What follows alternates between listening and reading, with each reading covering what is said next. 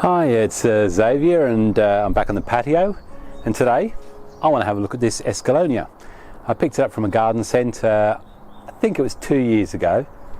Chucked it in this little plastic oval training pot, threw a couple of rocks on it because that always looks good, and then left it. I think I clipped just a couple of bits. I made no decisions about shapes, but just before the flowers start to come out, it's ideal right now to try and get this sorted, looked at the roots and make some decisions. I might make some early pruning decisions. So let's get on with it, shall we? Rocks, nice. And I suppose it's definitely worth pointing out, anything flowering, you really are going to be looking now. I've just had a look at my Forsythia, the yellow flowers are just starting to come out, so I wouldn't be doing a repot on that one now until post-flowering. A bit like you would with your azaleas or anything like that. Again, with your Fuji cherries, the flowers are starting to come out on that, so I actually did a little bit of a clip on those last week. But yeah, let's have a look at this this Escallonia then, shall we? I'm sure it's not wired in. Nope. And I may well put it back in that pot, to be honest. I love it. There's some lovely moss around this, but I despair. I know the birds will have it, so let's get rid of that. Okay. Here, don't know if you can see there, we've got what I call that root gall. Just remove it. I tend to notice it on the oaks a lot. It looks like I actually put it in some decent soil, so I'm going to do a little bit more exploration.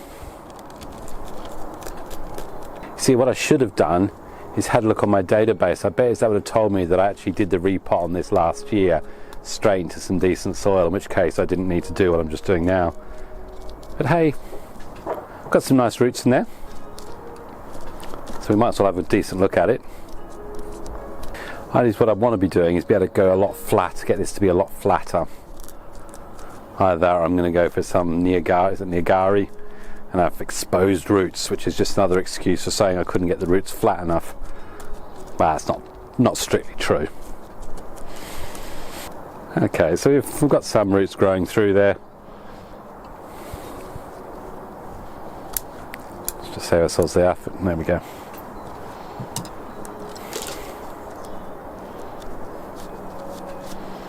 And as I say,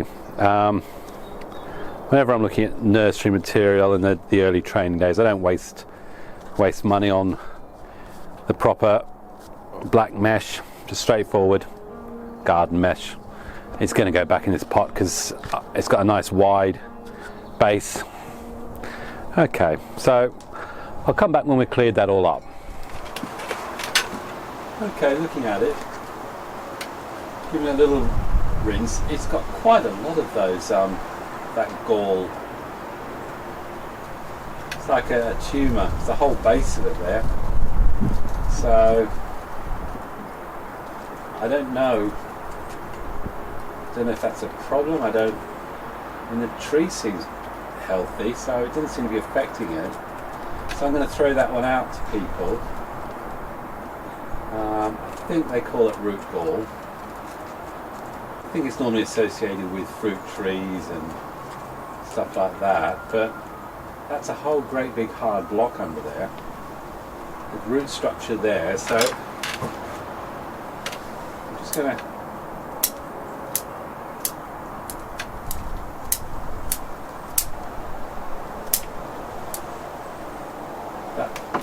I don't think we need this big one here.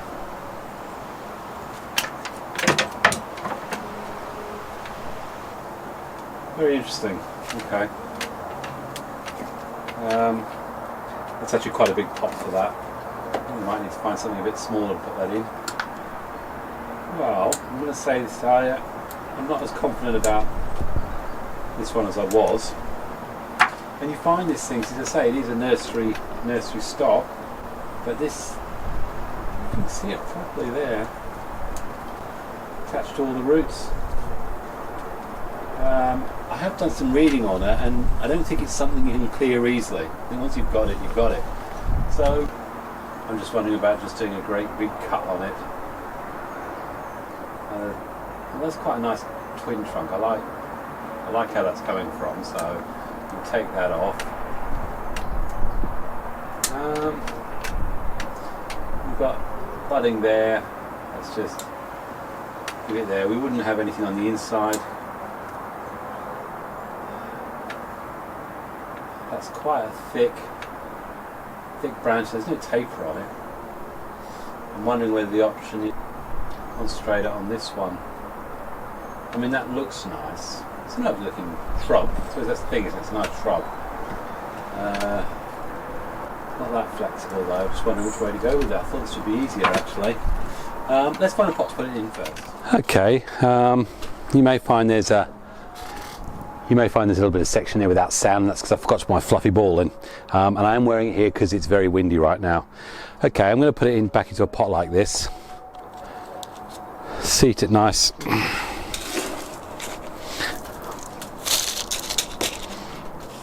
Now, in this instance, I won't use the same soil, even though it looked in really good condition, just because of that issue with the gall. I don't know if that's something that, I mean, I've seen it on a lot of my apples, and the trees still look all right. I've seen it on oaks as well.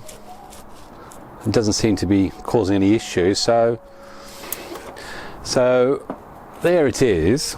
I'm going to have to put some rocks on that just to keep that secure, but trying to work out the best option. I'm trying to get taper. Really, the choice is that, isn't it?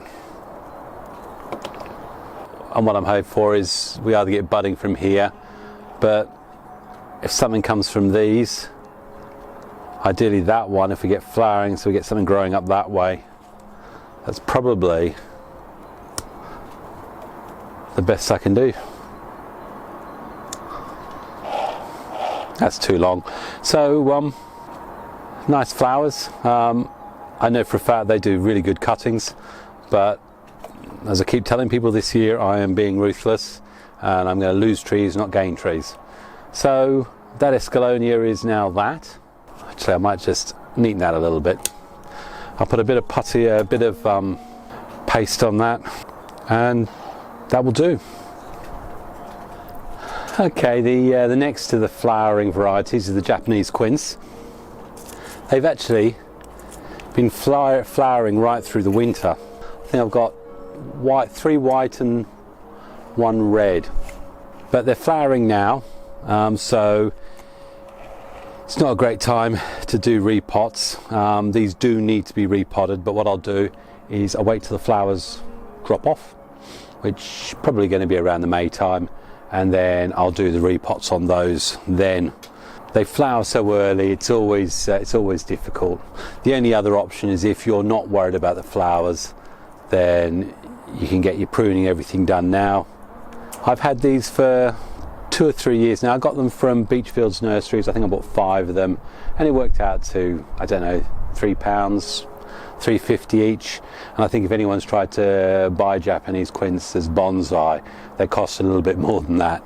So it's worth the investment. I've got 4 here. Don't know whether that's a sucker onto that one, but all I am going to do is just, prior to me cutting, lose some flowers, not worried about that. Where I know that I certainly wouldn't have any growth, I had these wired last year because in one of my videos I did an unwiring of this while I was sitting on the railway doodah. So all I'm doing is going around looking at likely cut points. There's buds there. I don't want anything going up. I might get some wire on that actually. Let's do that, shall we? It's going to need some quite thick wire. Okay, so I'm taking a few flowers off with it.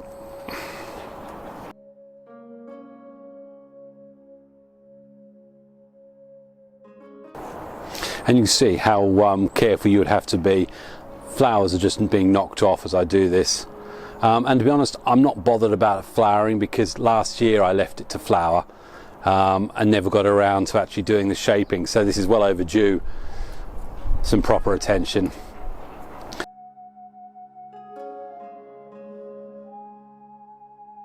Where's Tony when you need him to help you with your bending? I've got this one up here.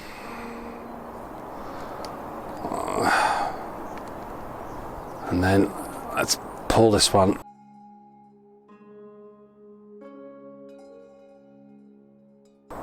Okay, it's a more gentle curve, but what I've got is branches going the way I want them. Lovely, that's a beautiful gap there for me to put my finger through. So if we assume that's going to be about right, we'll cut them off, cut that off, got that coming out there, potentially back branches there, there. In fact, lots of buds at the back, so let's encourage those buds. Nice flower.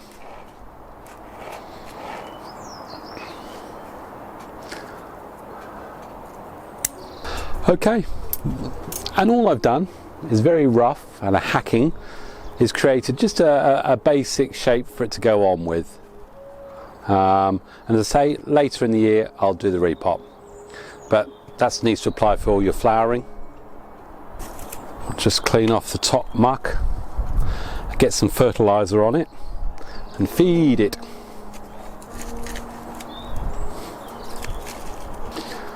Okay, this actually looks like, again, I may well have put it in some decent soil.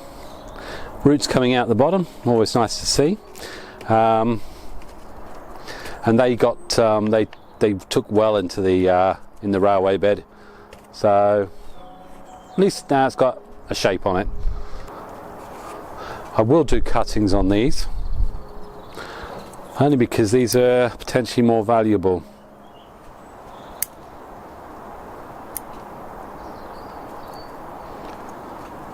One. Right, so I'm going to go and do exactly the same thing. In fact, we'll just get the in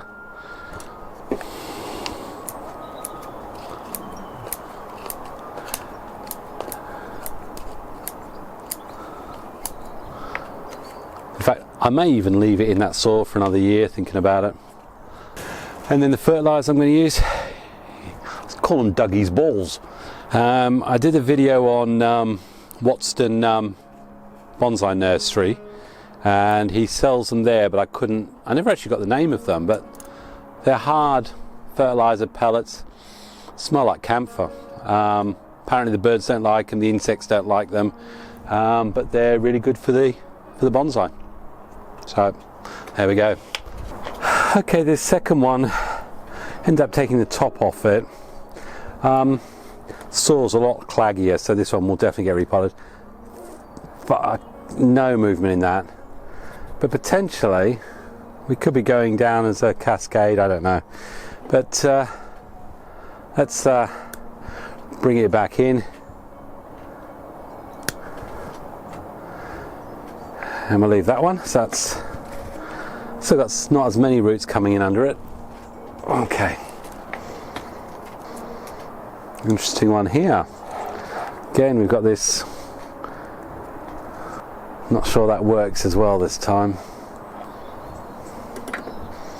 Might be able to wire, but I might be able to wire that. Yeah, that's going to get wired, and that's going to get wired. All I don't know is, looking under there, if you can see, but the root's at an angle already, so it's already going that way up the trunk. Actually, that could be quite interesting. This will be quite interesting to see when the repot comes on. That's coarse.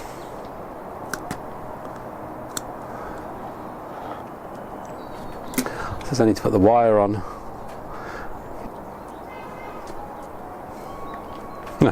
So the flower buds coming off.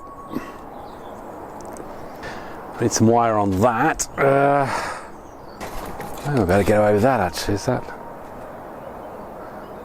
Adam's test? Bends a bit. I don't know, maybe. I'm actually trying to avoid taking all the flowers off.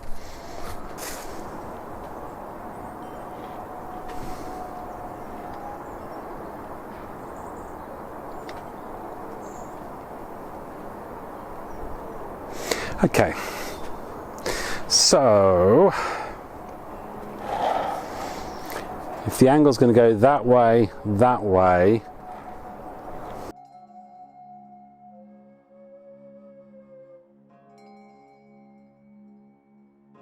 okay.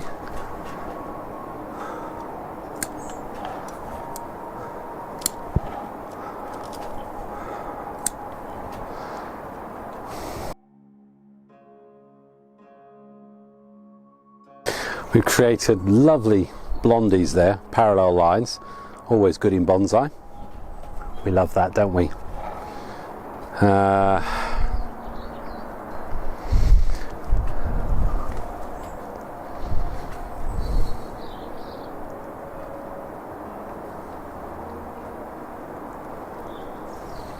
Okay, still parallel there, so that's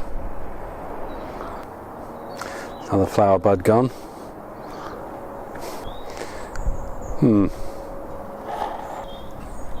Oh, now I've got a nice diamond in there. That's always nice for empty space. I've been manipulating quite a bit. I don't want to go too far.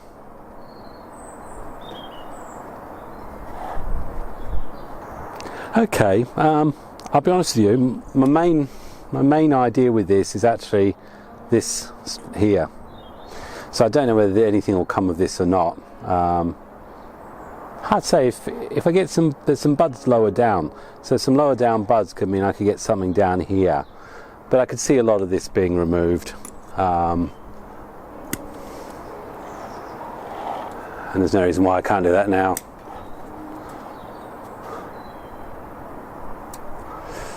Okay, and the same here. Got buds here, these ones here. The chances are this up here is going to go, so let's not waste energy up there. Okay, same with that. Right, that's the third one.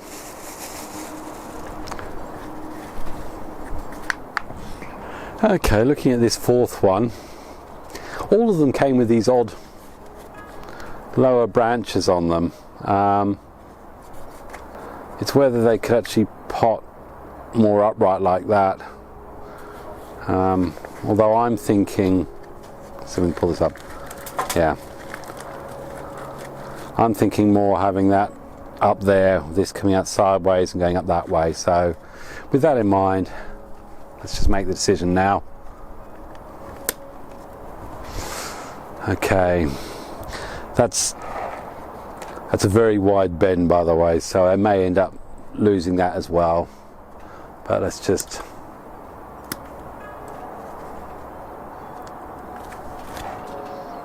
there's a little bud coming from there, which is ideal. So what we want to do is encourage that bud to come out. Little buds there, and the truth is, okay, they back bud really well, Japanese Quince. So looking at that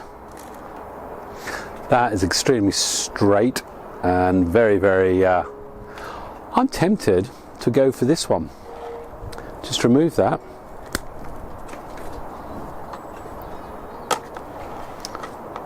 And just remove it. Could be that even that one, I wonder. See what happens, but it could be that one could also be a leader on it as well.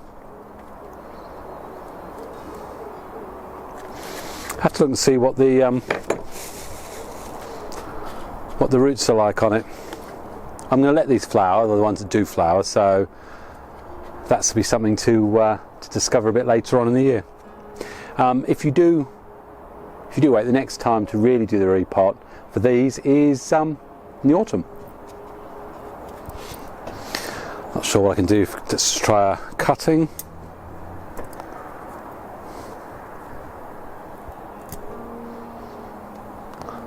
A messy heel.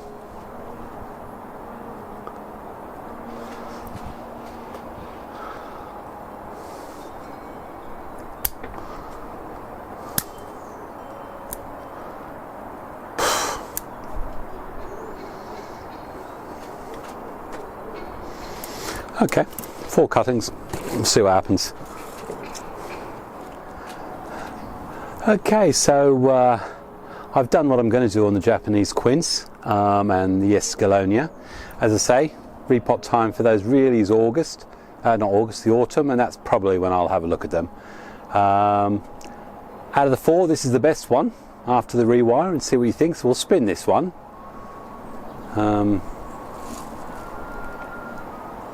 And as I say, it's definitely a nice little investment to get some of these. Get 4 or 5 of them, and then work on them for a few years. From what I saw on eBay, they can return you a nice bit of soil money. So there's those, and the only other flowering stuff. So let's say I've still got the Forsythia, the Mame Forsythia, which those flowers, they're just about to open up. That's going to look really, really nice. I might do a little bit of selection of getting rid of flower buds I don't want, cutting back a bit, but I'll do that. To be honest, I'm probably going to do that post flowering, get a full bloom on there. And then the other one is the Fuji Cherries, which I talked about. This was a very, very small air layer, and I wouldn't bother doing that again. It's just not thick enough to make it worthwhile.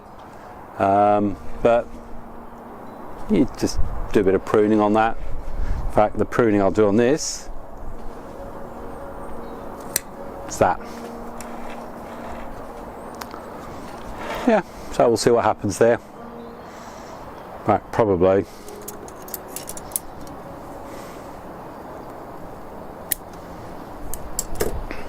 Yeah, we'll just see. It's cost me nothing.